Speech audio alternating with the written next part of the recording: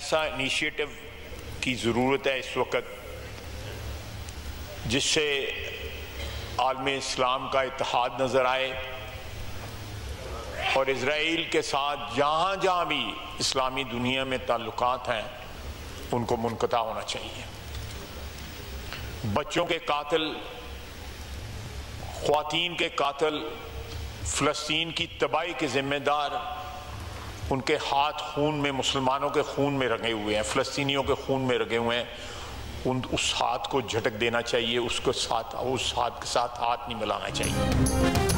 मुस्लिम दुनिया के कुछ ममालिक के इसराइल से ताल्लुकात हैं, वो ताल्लुकात मुनक़ता कर दें। मुसलमान ममालिक मिलकर ऐसी स्ट्रैटेजी बनाएं जिससे इसराइल का मुकाबला किया जा सके।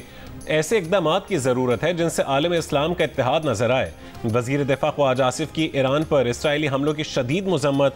कौमी असम्बली में इज़हार ख़याल करते हुए कहा है कि हमारे ईरान के साथ ऐसे रिश्ते हैं जिसकी तारीख़ में कम मिसाल मिलती है। कल ईरान में उनकी एटमी तंसीबात को निशाना बनाया गया। इसराइल फ़लस्तीनी बच्चों पर जुल्म ढा रहा है। गैर मुस्लिमों के ज़मीर जाग रहे हैं लेकिन मुसलमानों के नहीं। इस्लामी ममालिक में उस तरह आवाज़ नहीं उठ रही जिस तरह उठनी चाहिए। कहा कि OIC का इजलास बुलाया जाए।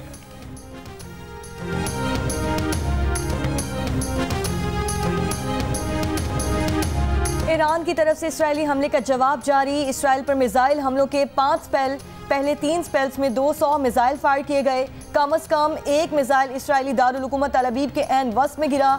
इसराइली जौहरी तहकीक मरकज़ को निशाना बनाने का दावा।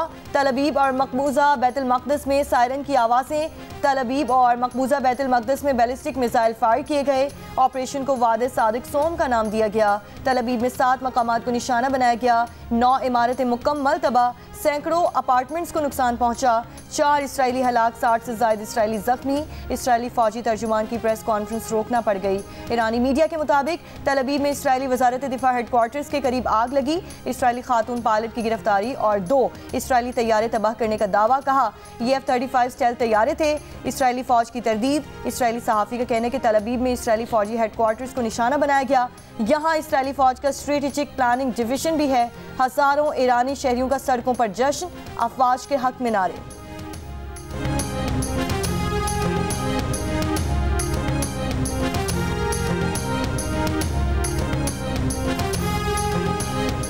मिसाइल हमलों में 150 इसराइली अहदाफ को निशाना बनाया। ईरानी पासदारान इनकलाब ने कहा है कि ईरानी फ़ज़ाइया ने मकबूजा इलाकों में बैलिस्टिक मिसाइल और ड्रोन से हमले किए। ये वही तंसीबात हैं जहाँ से इसराइल की जानिब से ईरान और फ़लस्तीनों पर बम बरसाए जाते हैं। पासदारान इनकलाब ने दावा किया है कि इसराइली बयानात के बरक्स ईरानी मिसाइल अपने अहदाफ को निशाना बना रहे हैं। बेगुनाहों का खून बहाए जाने का बदला लिया जा रहा है। साथ ही खबरदार किया कि ईरान की सिक्योरिटी सुर्ख लकीर है जिस पर हमले का फैसला कुन जवाब दिया जाए।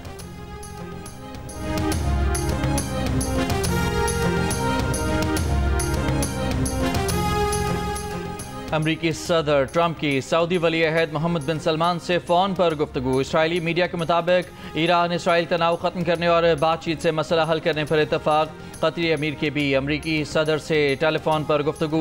ईरान इसराइल कशीदगी में कमी और सफारती हल पर गुफ्तगू।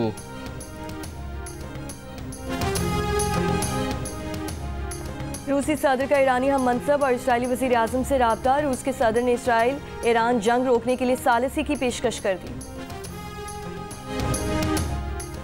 सदर आसिफ अली जरदारी, वज़ीर आज़म शहबाज शरीफ, नवाज शरीफ और बिलावल भुट्टो जरदारी की ईरान पर इसराइली हमले की मजम्मत। वज़ीर ख़ारजा इसहाक़ डार का ईरान के वज़ीर ख़ारजा से राबता। इसराइली जारहियत की शदीद मजम्मत की। ईरान की हुकूमत और अवाम से मुकम्मल यकजहती का इजहार। ईरान पर इसराइली हमले के खिलाफ कौमी असम्बली और सेनेट में मजम्मती करारदादें मंजूर। करारदादों में इसराइली हमले को ईरान की खुद मुख्तारी, इलाक़ाई सालमियत और UN चार्टर की खुली खिलाफ वर्जी करार दिया गया।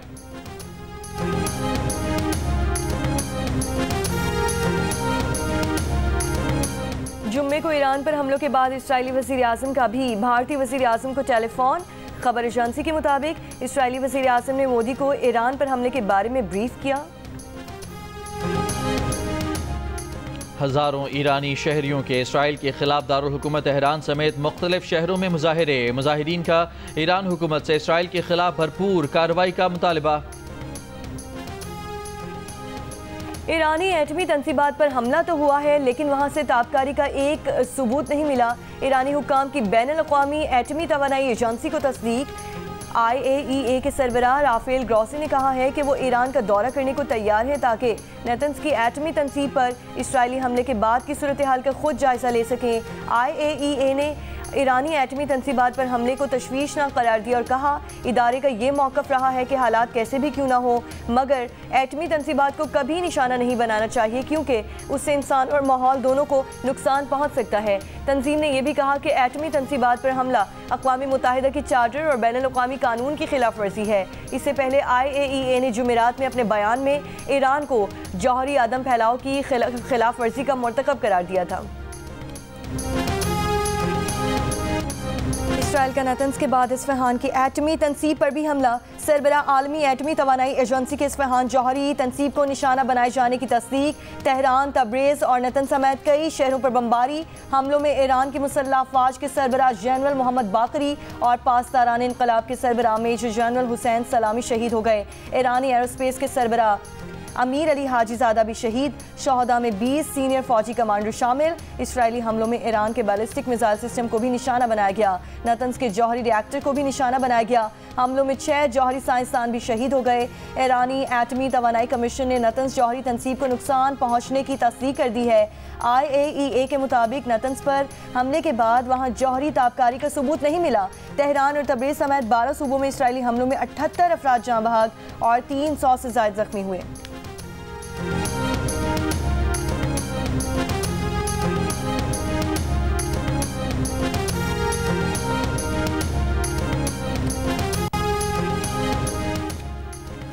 इसराइल का जुमे की रात ईरान के ज़्यादातर बैलिस्टिक मिसाइलों को फ़ज़ा में तबाह करने का दावा।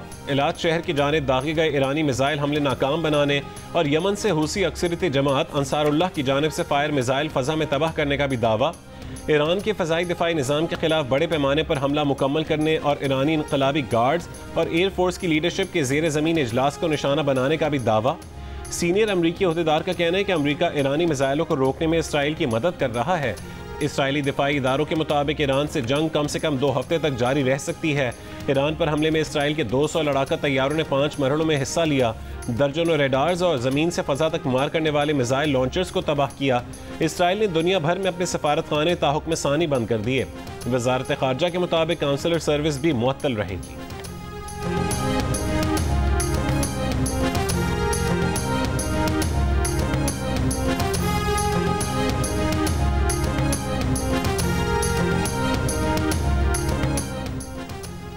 इसराइली वज़ीर आज़म नेतन्याहू का ईरान पर हमले जारी रखने का ऐलान। कहा ईरान की मिसाइल तैयारी की सलाहियत को मुकम्मल तबाह कर देंगे। ईरान के खिलाफ जारी कार्रवाइयों का कोई टाइम फ्रेम नहीं दे सकते। साथ ही कहा ईरानी रद्द-ए-अमल सख्त हो सकता है, आने वाले दिन मुश्किल हो सकते हैं। इसराइली वज़ीर दिफा ने कहा कि शहरी इलाकों पर मिसाइल दाग कर ईरान ने सुर्ख लकीर पामाल की। ईरान को खुमियाजा भुगतना होगा।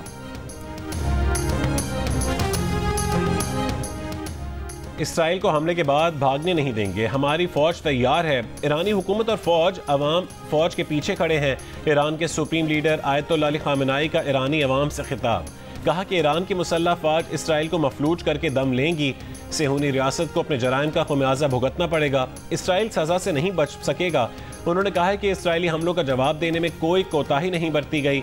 इससे पहले एक बयान में उन्होंने कहा था कि सेहूनी रियासत ने रिहायशी इलाकों को निशाना बनाकर अपनी जालिमाना फितरत को पहले से ज़्यादा बेनकाब कर दिया। ईरान की मुसल्लह फौज के मजबूत बाजू इसराइल को सज़ा दिए बगैर नहीं रोकेंगे।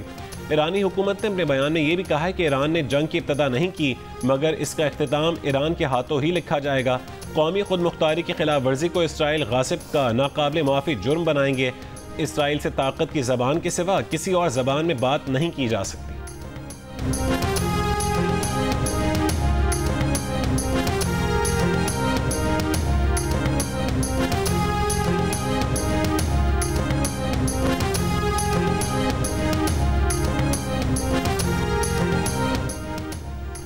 और अमेरिका ने खबरदार किया है कि ईरान ने अमेरिकी शहरियों, अड्डों या दीगर बुनियादी ढांचे को निशाना बनाया तो उसके संगीन नताइज बरामद होंगे।